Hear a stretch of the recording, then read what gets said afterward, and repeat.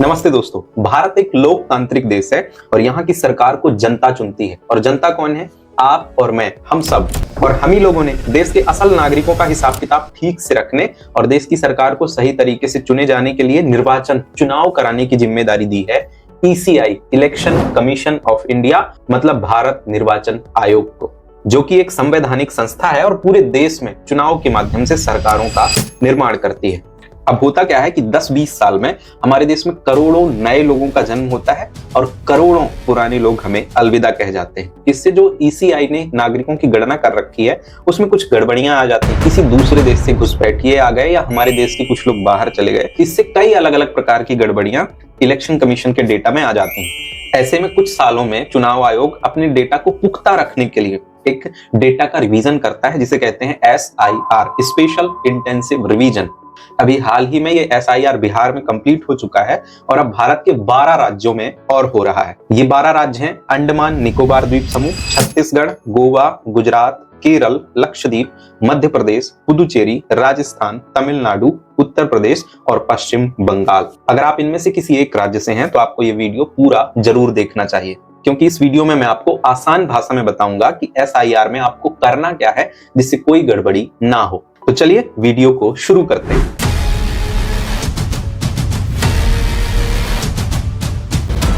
दोस्तों, ये जो SIR अभी चल रहा है ना, यही SIR 2003 में भी हुआ था। इसलिए इस बार चुनाव आयोग ने किया क्या है कि 2 लिस्ट जारी की है। एक 2003 के SIR में जिन लोगों का नाम था उनकी लिस्ट जारी की है और दूसरी लिस्ट जारी की है 2025 में जिन लोगों का SIR होना है। अब इसमें होगा क्या? तो इसी महीने आपके एरिया के BLO साहब या मैडम आपके घर आके आपको एक प्रपत्र देंगे आपके नाम का। उसे हम कहते हैं गणना प्रपत्र या इन्यूमरेशन फॉर्म।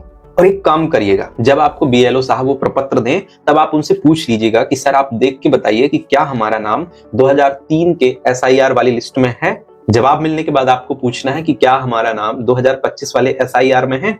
BLO साहब के पास मोबाइल होगा, उनको सब पता है, वो आपको देखकर तुरंत बता देंगे। हालांकि इसमें एक कॉमन फैक्टर भी है। 2003 में आपका नाम तभी होगा जब आप 2003 में 18 साल के हो गए रहे होंगे। इसका मतलब अगर अभी आपकी उम्र 37-38 साल है तो आपका नाम 2003 की SIR लिस्ट में नहीं होगा। खैर, अगर आपका नाम दोनों में है, 2003 वाली लिस्ट में भी और 2025 वाली लिस्ट में भी है, तो आप निश्चिंत हो जाइए, आपको ज्यादा कुछ नहीं करना है। ये वाला प्रपत्र उठाइए जो आपको BLO साहब ने दिया है। अब इसे समझाने के लिए मैं इस प्रपत्र को 3 भाग में बांट लेता हूँ। ये जो ऊपर वाला आपको कॉलम दिख रहा है इसे मैं पूरे वीडियो में कहूंगा कॉलम 1, फिर जो ये वाला कॉलम दिख रहा है इसे मैं कहूंगा कॉलम 2 और फिर उसके बगल वाला इस कॉलम को मैं पूरे वीडियो में कॉलम 3 कहूंगा। इस तरीके से इस फॉर्म को भरना आपके लिए आसान हो जाएगा। 3 प्रकार के केसेस होंगे। अगर आपका नाम 2003 में भी है, 2025 में भी है, तो आपको कॉलम 1 पूरा इत्मीनान से सावधानी से भरना है, कॉलम 2 भी भरना है और कॉलम 3 भी भरना है और नीचे हस्ताक्षर करके ये फॉर्म BLO साहब के पास जमा कर देना है। एक सवाल और कि इसमें जो जानकारी मांगी गई है वो हम भरेंगे कहां से? तो आपके पास आपका मतदाता पहचान पत्र है, वोटर ID कार्ड है, उसमें वो सारी जानकारी लिखी हुई है जो उस इन्यूमरेशन फॉर्म गणना प्रपत्र में दर्ज करनी है। तो वहां से देख के आप लिखते जाइए। और अगर फिर भी नहीं समझ में आ रहा है तो घबराइए मत, आपके BLO साहब या मैडम आपकी पूरी मदद करेंगे। आप उनसे अच्छे से सावधानी से सारी बातें पूछिए और फिर उस गणना प्रपत्र को भरिए। और इसके बाद भी अगर आपको कोई समस्या हो तो हम आपके लिए 24 घंटे तैयार हैं। आप अपनी समस्या कमेंट में लिखकर हमसे पूछ सकते हैं, हम उसका संतुष्टिजनक उत्तर आपको देंगे और आपकी मदद करेंगे। दूसरा केस होगा कि अगर आपका नाम 2003 वाले SIR में नहीं है लेकिन 2025 वाले में है, तब आपको क्या करना है? तो आप वही गणना प्रपत्र उठाइए और कॉलम 1 पूरा इत्मीनान से मतदाता पहचान पत्र हाथ में लेकर सावधानी से भर दीजिए साफ अक्षरों में। इसके बाद कॉलम 2 को देखिए। कॉलम 2 में सबसे ऊपर लिखा है मतदाता का नाम और मतदाता का एपिक नंबर, तो इसे आपको छोड़ देना है। क्यों? क्योंकि 2003 में तो आप मतदाता थे ही नहीं। फिर इसके बाद लिखा है माता पिता दादा या दादी में से किसी एक का नाम लिखना है, तो आप लिख दीजिए। जनरली माता या पिता का आप लिख सकते हैं क्योंकि उनका SIR 2003 में हो चुका होगा। माता पिता का नाम लिखने के बाद नीचे आपको उनसे संबंध लिखना है कि आपके वो माता जी हैं कि पिताजी हैं। बस इसके बाद कॉलम 3 में आ जाइए और जिनका आपने नाम लिखा है उनके मतदाता पहचान पत्र के हिसाब से उनकी सारी डिटेल भर दीजिए। इसके बाद बढ़िया से हस्ताक्षर करके BLO साहब को दे दीजिए। तीसरे प्रकार का केस हो सकता है कि आपका नाम 2003 के SIR में नहीं है लेकिन 2025 वाले SR में है। लेकिन आप एक बहू हैं तो आपके माता पिता की सारी डिटेल तो आपके मायके में है, तो आपको घबराना नहीं है। आपको कॉलम 1 पूरा इत्मीनान से, सावधानी से भर लेना है।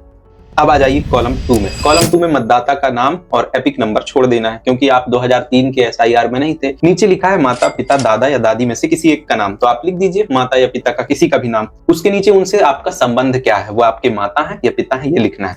बस दूसरे कॉलम में इतना ही लिखना है। फिर आ जाइए कॉलम 3 में। यहाँ आपको उनकी डिटेल लिखनी है जिनका नाम आपने कॉलम 2 में लिखा है, और बढ़िया सिग्नेचर करके जमा कर देना है। अब आपके मन में 2 सवाल आ रहे होंगे कि जो मायके की जानकारी है, मायके में माता पिता की जानकारी है, वो हमें कैसे मिलेगी। तो एक उपाय तो ये है कि आप अपने माता पिता को मायके में फोन करके बोलिए कि वो अपने एरिया के बीएलओ से वो डिटेल्स निकलवा कर जानकारी आपको दे दें। और दूसरा तरीका यह है कि आप अपने मोबाइल में गूगल खोलिए, उसमें आप लिखिए voters.eci.gov.in।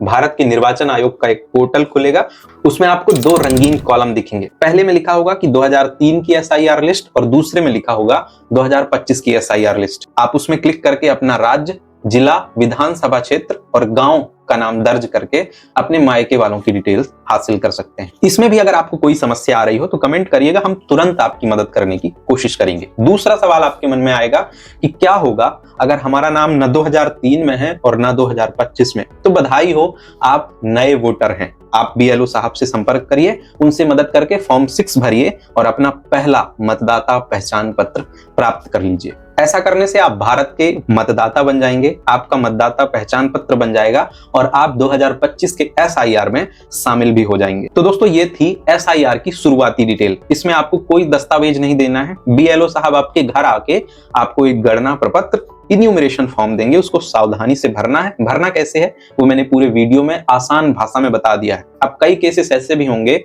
जो अलग टाइप के होंगे। अब कुछ केसेस आगे ऐसे भी आएंगे जिनके पास कोई जानकारी ही नहीं होगी, कोई डिटेल्स ही नहीं होगी, कोई पत्र पहचान पत्र ही नहीं होगा। तो उनके लिए एक और वीडियो आगे बनेगा जब ईसीआई अच्छी तरीके से गाइडलाइन जारी कर देगी, तब मैं आपके लिए एक वीडियो बनाऊंगा कि तब ऐसी स्थिति में आपको क्या करना है। हालांकि मोस्टली लोग ऐसे हैं जिनका काम इसी वाली प्रक्रिया से बन जाएगा। तो आज के वीडियो में इतना ही। अगर अभी भी आपके मन में कोई सवाल हो एसआईआर से रिलेटेड, ईसीआई से रिलेटेड या इन्यूमरेशन गणना प्रपत्र भरने से संबंधित, तो आप कमेंट करके जरूर पूछिएगा। आपको आपके सवाल का जवाब तुरंत मिलेगा। अब मिलेंगे नेक्स्ट वीडियो में, तब तक स्वस्थ रहिए, मस्त रहिए। शुक्रिया।